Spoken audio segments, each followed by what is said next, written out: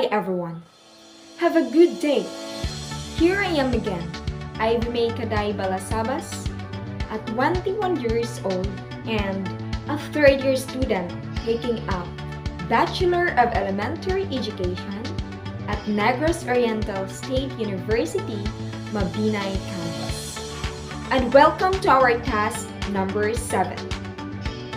In this video presentation, we will tackle about a reflection or what I have learned from task number 1 until task number 6. Here I go! In task number 1, I've learned who or what a teacher really is. As a future educator, you must become a good role model to your pupils. You'll inspire, motivate, and encourage a new generation of learners and guide them to make a positive impact in the world around them. Because as a school teacher, we help students to be passionate about learning and understands the impact and importance of lifelong education. And that becoming a teacher lets you impart life lessons. They will never forget and puts you in a position to influence their decisions, behaviors, strengths, weaknesses, and imagination. Becoming a teacher lets you take part in shaping the next generation. Because teachers play a crucial role in shaping the future generation. Teachers are dealing with young kids who are full of life and energy. Teachers nurture natural abilities and skills and prepare kids for the future. So, as a future teacher, you have to be a role model and inspire your students. And as well as in task number 1, I've learned that the different important or the responsibilities of a teacher. In teaching, it is the first and foremost duty of a teacher. The teacher should prepare his or her lesson regularly. Teacher must motivate the pupils and use methods and techniques of teaching suitable for a particular group of students. As future teacher or a teacher must always try to improve his or her teaching skills. He should give regular homework and check it regularly. Activities on the part of pupils should be properly stimulated and directed, and many more.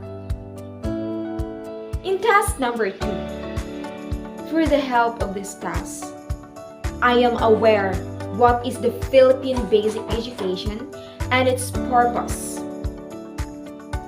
At present, the Philippines is the last country in Asia and one of only 3 countries in the world with a 10-year pre-university program. The K-12 program offers a decongested 12-year program that gives students sufficient time to master skills and absorb basic competencies. Students of the new system will graduate at the age of 18 and will be ready for employment. Entrepreneurship, middle-level skills development, and higher education upon graduation.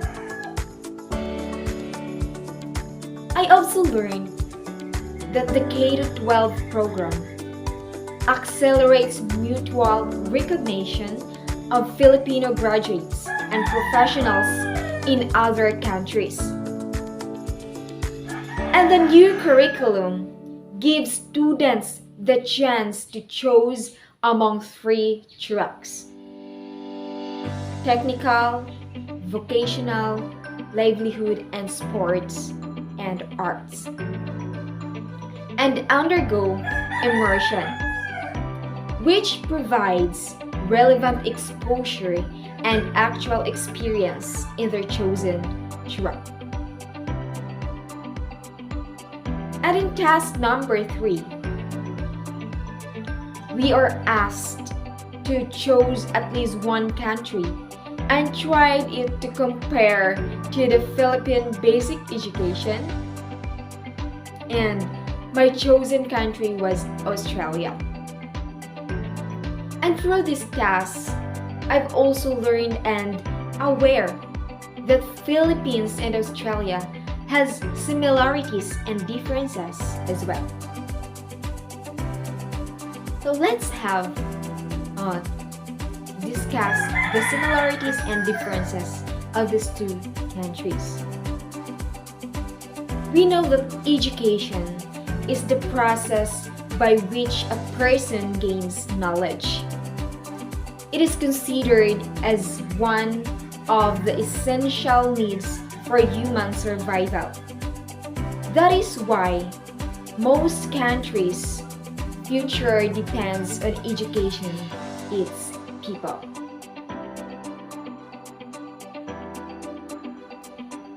The financial or economical issues and traditions lead countries to different educational routes.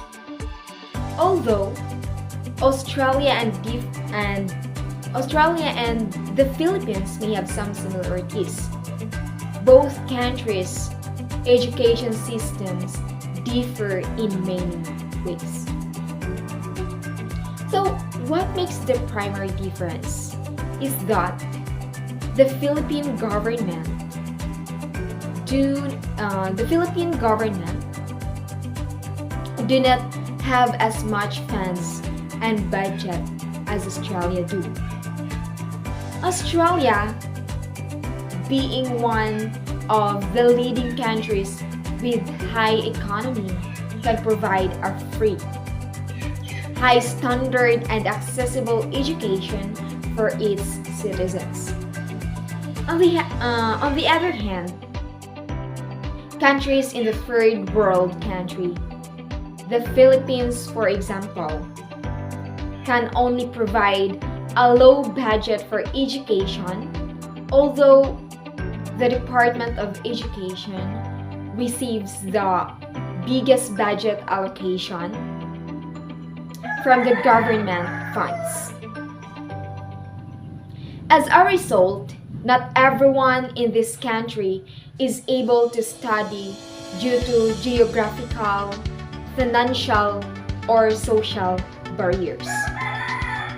For example, a child living in a remote area might have to cross the river, the other side of the mountain, or walk a few kilometers just to be able to learn. And I experienced that during my elementary and high school days.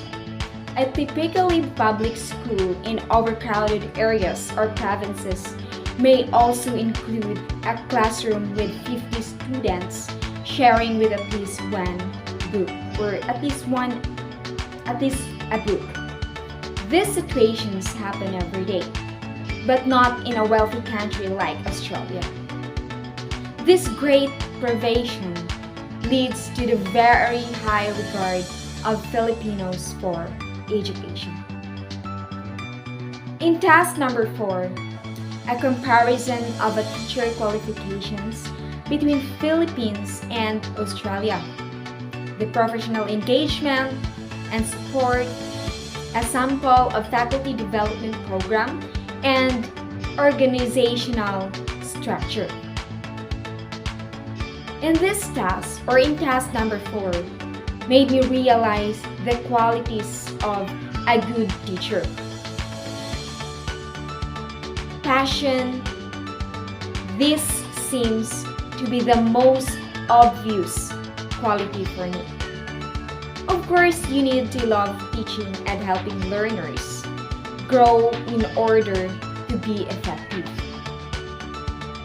The future of any student depends on the qualities and dedication of a teacher.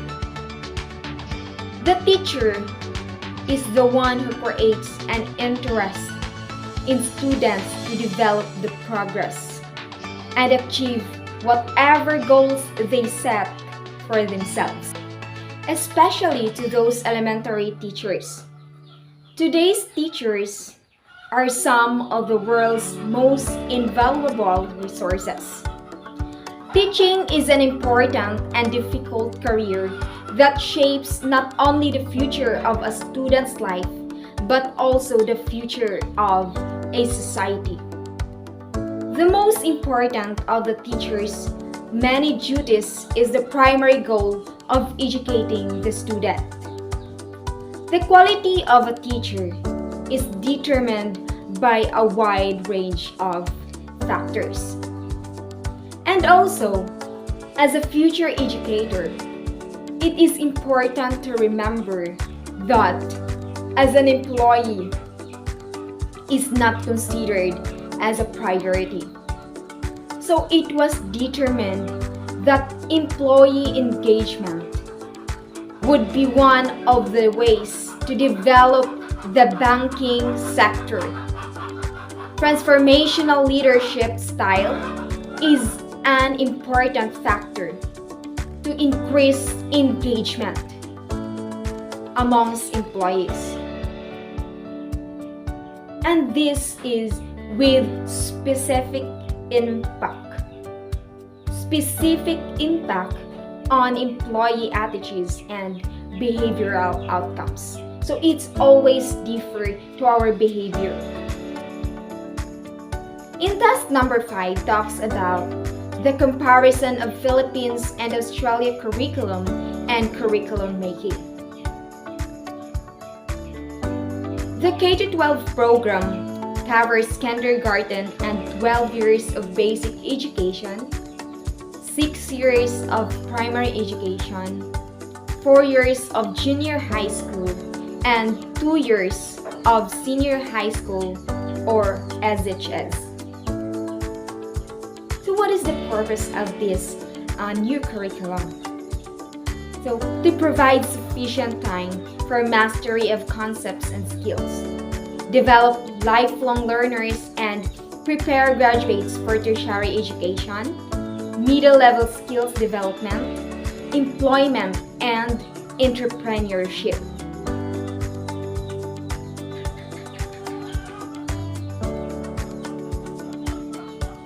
Through the help of this task, I am aware, or I know that the new curriculum aims to ensure that every student in the later years of school develops advanced knowledge in chosen areas of study, skills in applying that knowledge, and attributes to equip them for life and future careers. In task number 6, we were asked to choose one university in the Philippines and compare it to my chosen country, which is Australia. Education is a never-ending process. It doesn't stop after earning a degree and starting a career. Through continuing education, career-minded individuals can constantly improve their skills and become more proficient at their jobs. In the field of K-12 education administration, it is particularly important for school administrators to encourage teachers to pursue professional development, but not only to ensure the best learning outcomes for their students, but also to be more effective and satisfied in various other aspects of their work.